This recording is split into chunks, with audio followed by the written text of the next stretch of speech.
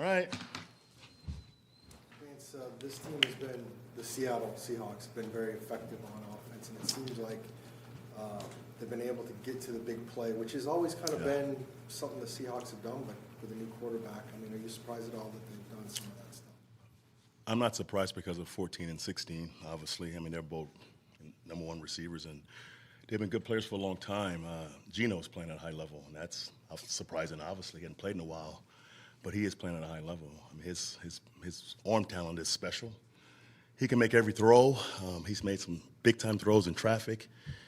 He's scrambling around making, broken plays, and that's scary, obviously. But it's an offense that has two great receivers and a quarterback who's playing well, and the running game's pretty good. Penny's hurt, obviously, but Walker, the rookie from Michigan State, is a real dude. So, again, stopping the run and keeping 14 from beating you and 16 from beating you is the plan. It feels like across the league, teams have always kind of wanted to stay away from giving up the big play, but it feels like there's more and more teams that are willing to do the bend but not break them. Do you feel that's true? I'm not sure if it's true or not. Every game plan is different, obviously. The big plays do lead to points, so no one wants to give up big plays. I think the bend don't break stuff comes with, it's so much offense now, so much spread, and so much pass game. It's hard to dictate, from our perspective now. But I think the winning third downs, winning red zone is so key to keep the points to a minimum. I think the yardage in this league is going to go up because of the rules and the way we're playing offense now. But the points can stay, normal if the red zone becomes good and the third downs are good. But yardage in this league is going to happen. You can't worry about that, in my opinion. I think the most important thing is points, and that comes through third down, red zone, and taking the ball away. So that's our focus every week. You play these offenses, and they're damn good. So it's hard to just cold stop them, but you can keep the points to a minimum.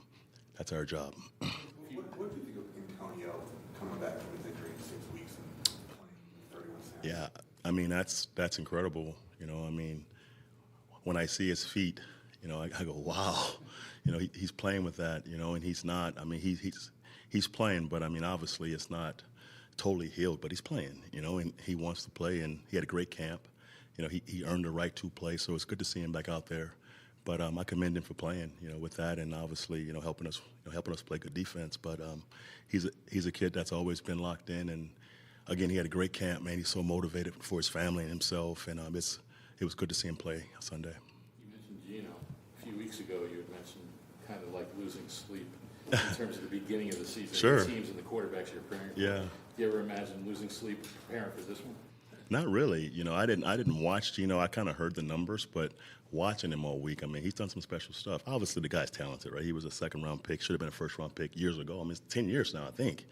So time flies, but sometimes guys sit for a while and they kind of see the big picture and they learn from the past, and he has done that. He's playing controlled, he's reading defenses, keeping plays alive, and he's putting them in good plays. When you watch it, you can't say it's not real. It's real. He is playing his butt off. So it's going to be a challenge again for us to get those guys stopped with the two receivers in the run game. But that's every week in this league. Everyone's got guys, and it's tough out every week. Rashard was back out at practice today. Do you expect him to be ready to go this week? I hope so. The hand is in a small cast, so we'll see if he can grip and push with it. But he's a big part of our run defense, obviously. So if he's available, that'd be a good thing for us. How was it seeing the production kind of match what you guys see from Isaiah Simmons last week? Yeah, I've been proud of him again. He's practiced the way he's played, and that's paid off for him. Obviously, he's a guy with big-time talent, but he's preparing the right way, and it's paying off for him. But we are a better defense with him on the field, obviously, and that's shown the last 4 weeks. He can make plays other guys can't make. He's a natural eraser with his length and his speed, and he likes contact. So having him on the field obviously makes us a better defense. Are teams looking? Obviously, if Byron's playing well, this is maybe obvious, but are teams looking more to throw at Marco, and how is he doing? Of course they are. Of course they are. He's doing fine. After the first drive last week, he settled down and played better. Obviously, that wasn't their MO. Going into the game, just dropping back on first down, throwing out cuts. But obviously with Murph on the left and Mark on the right versus AJ, they tried it a couple of times. And in the first drive, he had three catches, and after that, he was done for the day. And that was part of Marco settling down, as part of the staff making adjustments after that first drive. But absolutely, if you're opposite of a so-called number one corner, that's going to be your test. Most of the ball's going to come your way, and just part of being a number two corner. Results are what ultimately mean the most to you, but Sure. when you look back and Devontae didn't have a big game, AJ didn't have a big game, Christian McCaffrey didn't have a big game, is there a pride that you take in Cooper Kupp didn't have a real big game? I think that's your game plan in this league. You have to stop their best players first. If you don't, you probably won't win. Kind of sort of like the Chiefs. Kelsey went off on us and we didn't win. And he made big-time third-down plays and big-time plays in the red zone. So stopping their best people is always our first task, game planning-wise. And, playing these good guys and having Murph, match those guys from time to time, it helped us also. He's playing really well right now, Murph. But that's always our first priority as far as game planning, stopping their best guy. What did you see from Ajay Sanders in his first game action? I saw a young guy with length and speed, rushing hard. It wasn't perfect, but, obviously he's got talent. His next step is just details in what he's doing with his job, but the talent's there, and he's going to play more, obviously. Vance, which group of defensive players do you think has had the most improvement from week 1 until week 6? I think the entire group, from 1 to 6, but I think Murphy is just playing at a high level. I mean, he's played really well all year, even against the Chiefs. Obviously, Isaiah Simmons, after week 1, has played really well for us. I think the entire group has improved from week 1. I mean, week 1 was hard, the operation and playing good people, and this wasn't right. It was overwhelming for our guys, and it looked that way. But after that first week, guys have come back and worked hard and kind of improved. So it's really an entire unit. What do you think is the next step for this defense? I think the next step for us is making those plays that can turn games. Even on Sunday, the last drive, to have them in 3rd and 12 and not make that play, that hurt. And to let them run the ball after that. We missed 2 critical tackles, and we had a couple of misfits after that. We stopped them, but we stopped them at the cost of burning all 3 timeouts. So the next step to be a dominant defense is to win that 3rd down and give us the ball back with time and timeouts. That's the next step. And obviously, picking those 2 balls off, And that's JT. I mean, the first one I thought he caught, but I couldn't tell from the TV copy. Obviously, he didn't catch it, I guess, and the second one in the red zone. So just making game-changing plays to help our team win, that's the next step, in my opinion. Even though they don't have Penny, what do you still see from Seattle? I'm sorry? Even though they don't have Rashad Penny, what do you see from Seattle? I see an offense who's playing well. I mean, the offensive line is young, but they're averaging like 5.5 yards a carry, and the kid Walker's averaging like 6.4. I mean, he's a 5'9" guy, about 215 pounds, who's a 4'3". So he is a special player. And I think Penny, obviously was having a great year, but this kid is special. So they may get better with this guy. I don't know. But they are doing it Pete's way, running the football and taking shots. So it's going to be a challenge to stop the run game first with obviously numbers and, technique and guys making plays, and then take away those 2 receivers. So it's almost an impossible task when you think about it, loading the box for a run and taking away those 2 receivers. So we'll see how it gets done. Do you tap into some Big Ten coaches who've seen Walker play last year at Michigan State? I watched the kid a little bit, yeah. I watched him. He's a great player. He's made big plays here in the league now. New Orleans play last week. He popped a 65-yarder. No one was close to catching him. So he's a big-time back, and I think with more opportunities, he's going to get better. So I think for Seattle, it's a win-win for them. Vance, how much do you think those guys like Buda and Murph and Zeke Turner get excited for going back there when they play in college? They get really excited. Obviously, those guys spend a lot of time in Seattle, and they want to win. It's a divisional game. It means a lot to our team, but playing there is important to those guys. Absolutely. Thanks, BJ. All right, guys.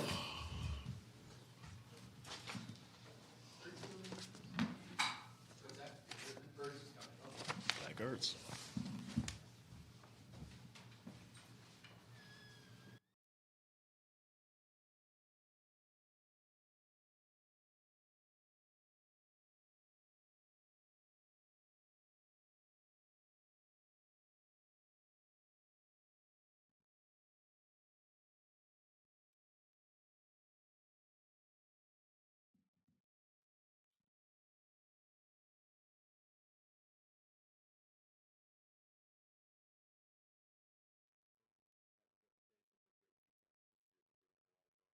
see from them from what you've watched this week so far?